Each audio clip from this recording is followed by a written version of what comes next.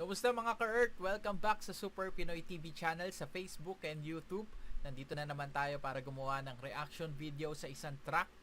Actually, isang grupo na matagal na rin nating hindi naririnig. Medyo nagpahinga sila, alam ko, ng mga ilang taon din. Ngayon, sobrang sobrang na-excite tayo marinig ulit sila na grupo yung i-represent nila doon sa isang track. And featuring dito si Drex Lira ng dalawa to galing sa Donggalo Records. So ang title is Pen Game. I-react lang natin to. Hindi tayo gumawa ng reaction videos dun sa dun sa first day nila. Kasi ako gagawin ko yung reaction video siguro mga 1 day after or 2 days after nila na-upload yung videos nila, para naman yung spotlight mapunta muna sa kanila, para yung mga fans and followers doon muna makinig sa channel nila, kesa naman gagawa tayo kagad ng reaction videos, mapupunta sa ating reactors yung focus ng mga tao makikinig. Syempre review nga kung kumbaga sa gadget, syempre bago mo tignan yung gadget, doon ka muna sa review pupunta. Same goes dito sa music. Syempre gusto kagad nila malaman kung ano yung laman ng track, kaya pupunta kagad sila dun sa mga nagre-react. Kaya dapat hayaan muna natin yung mga tao na suportahan or pakinggan muna yung buong track bago nila tayo panoorin. Pero kanya-kanyang trip yan, kanya-kanyang gawain. Pero para sa akin, ganun yung mas okay, 1 day or 2 days after pa lang nung track. Okay, sabi ko nga, papakinggan natin ngayon is yung Pen Game. Hindi ko natatagalan tong intro ko. This is Jonathan Apise Enthusiast, Philippines YouTube Vloggers, Philippines Vlog Rangers, Olongapo Vloggers. This is Super Pinoy. This is Super Tan. More powerful than a locomotive. Able to leap tall buildings at a single bound. Look, up in the sky, it's a bird. It's a plane.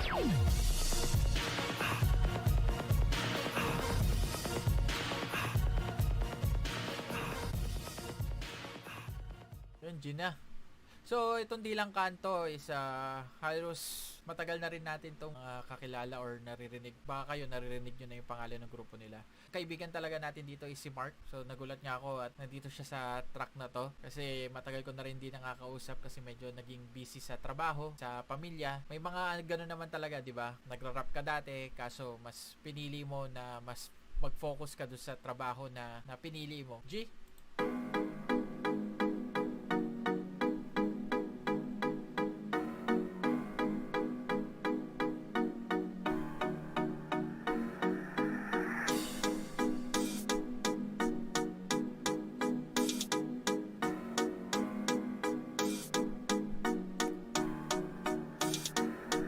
Dilang kanto, binabago, mga pamato kung paramihan ng letra. Parang pera to sa bako, sakto, bawat bitaw, sadyang di pangkaraniwan. Subukan mo banggain para kang binarang at kinulam. Sampal magkabila nung kami na kumawala ng tugma.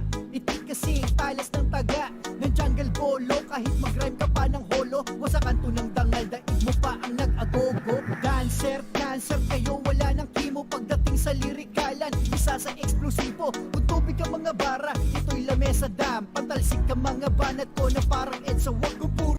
Galing nung pagkakalaro nung words. Ulitin natin Cancer, cancer kayo, wala ng kimo pagdating sa lirikalan. Isa sa eksplosibo, kung tubig ka mga bara, ito'y lamesa dam. Kung tubig ang mga bara, ito'y lamesa dam. Patalsik ka mga banat ko na parang EDSA, wag ko puro mura at sigaw. Dito'y mali ka gago, isip malinaw patay pag nagmaryang labo. Ito bulag sa kasikatan, bulag sa karunungan, gagawin kang sanggol kapag sa amin nakipagbugtungan. Anong meron kayo na wala kami?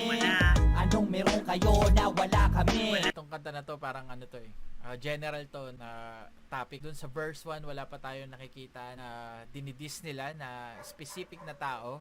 Pero ito is for general, sinasabi nila na, or parang sabi nila nagbabalik sila as a group, tapos na ganito sila kagaling sumulat. Anong meron kayo na wala kami? Kapag kami nag-spit, patuto ka na tumabi. Anong meron kami na wala kayo? Anong meron kami na wala kayo? Diba yun yung sinasabi nila sa chorus, anong meron kami na wala kayo? Anong meron kami? Tapos may nagsasabi na lahat na wala kayo. Sound tripin mo to habang ang beat bumabayo. Nag-cup of your direktahang style we know. Kaso Ito si ano. Boses pa lang si Mark na to eh. Para magkapera at it's na lugalog lino. Oh please, on both knees, peke mga galit. Wag naughty dog nag-power trip, naglag ang mga sabit. Malakas, makalat, kalamodong galo madungis. Ngunit tumbas bad boy, that ruin ruthless. If you don't know, i-google mo gago, asintado ang bira. Hatak ko pag sumargo, di lang kato at gat. May malayong magpinsan, paglirikalan, mabigatan. Never papawisan, pero pagpawikan, inyo ang link. Malaking fuck you din sa prom din from a purple drink. Ay, squirt, squirt. Pantimang hinahangaan namin new school ay bilang yung Def Jam nyo pinalaman sa pandesal. Yan ang diet ko sa umaga, pangalmusal. Yung Def Jam nyo, pinang ano daw? Parang yan.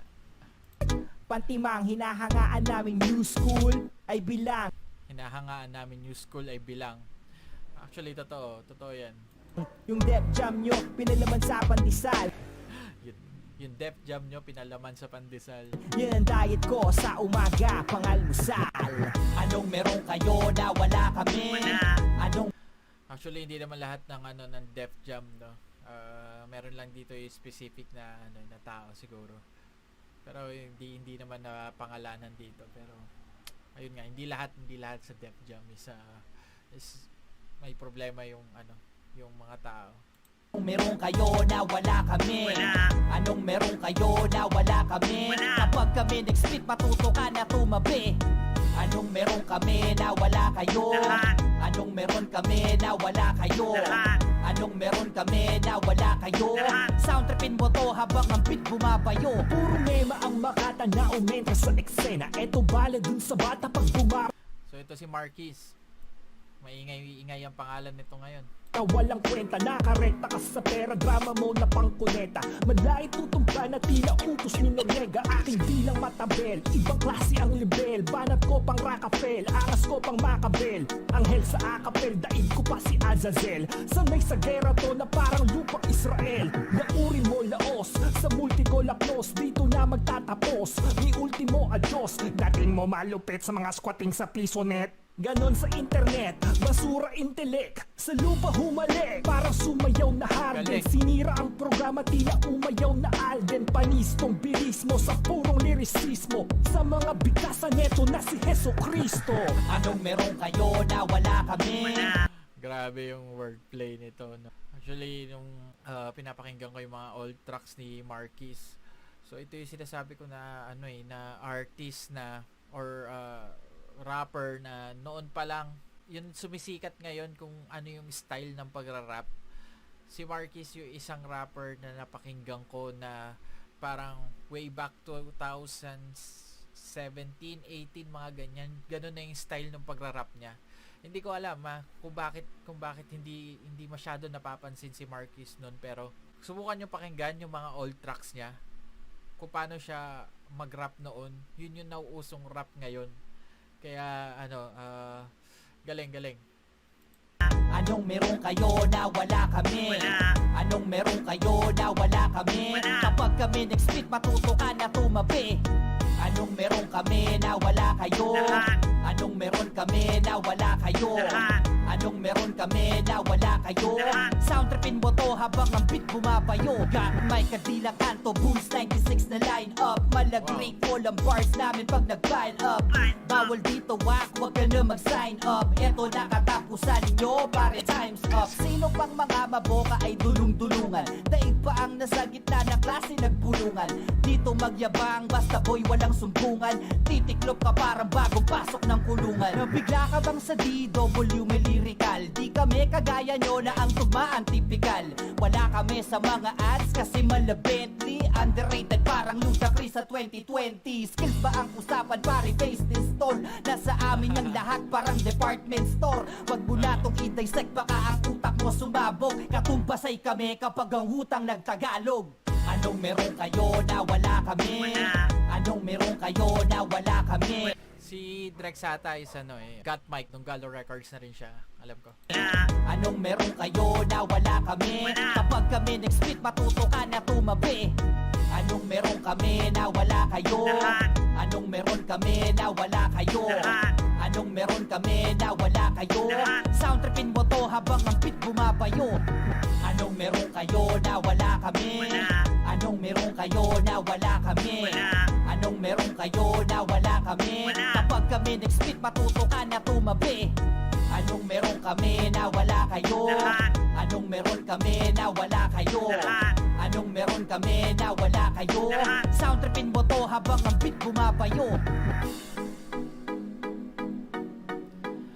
Yun. Tayo natin matapos. Minsan kasi may ano pa to eh, may mga pahabol eh.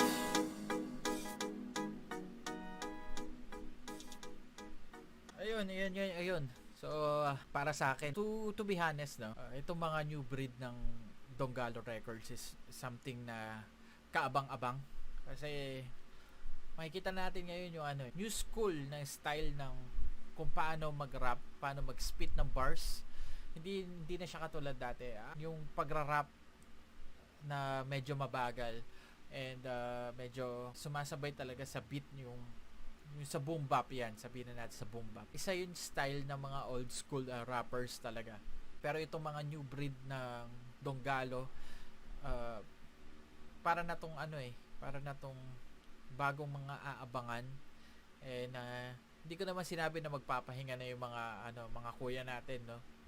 Pero this is something na magandang pagsama-samahin na eh. Good job kasi meron ng mga bagong breed, bagong style ng mga rappers na dumating.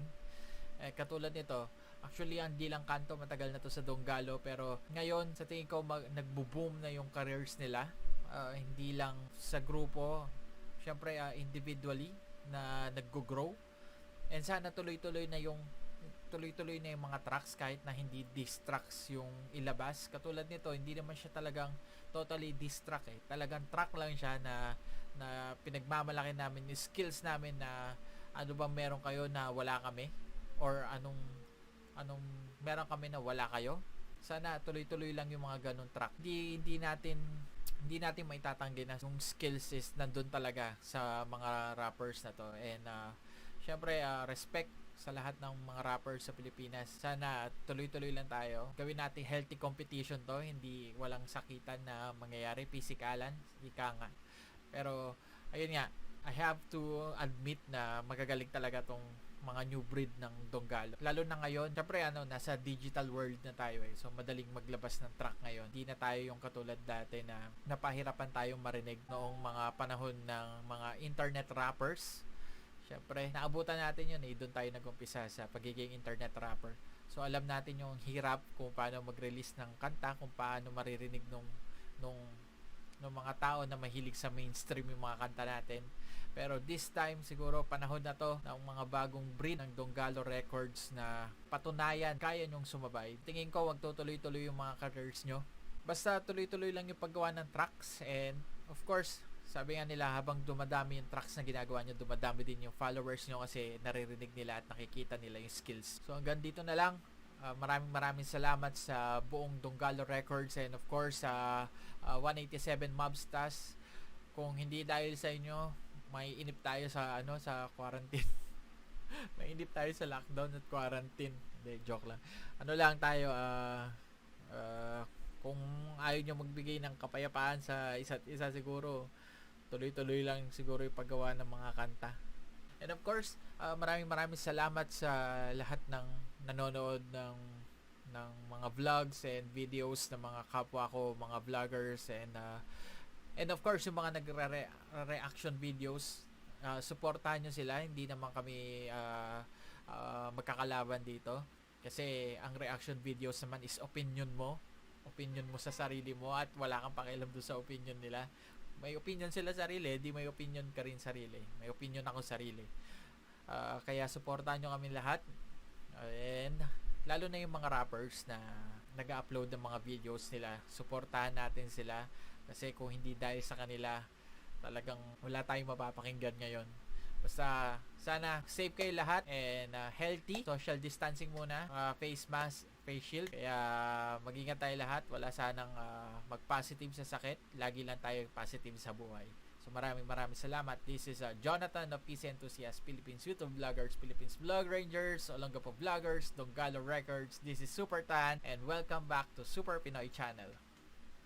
sa susunod mga kapatid. Here we go.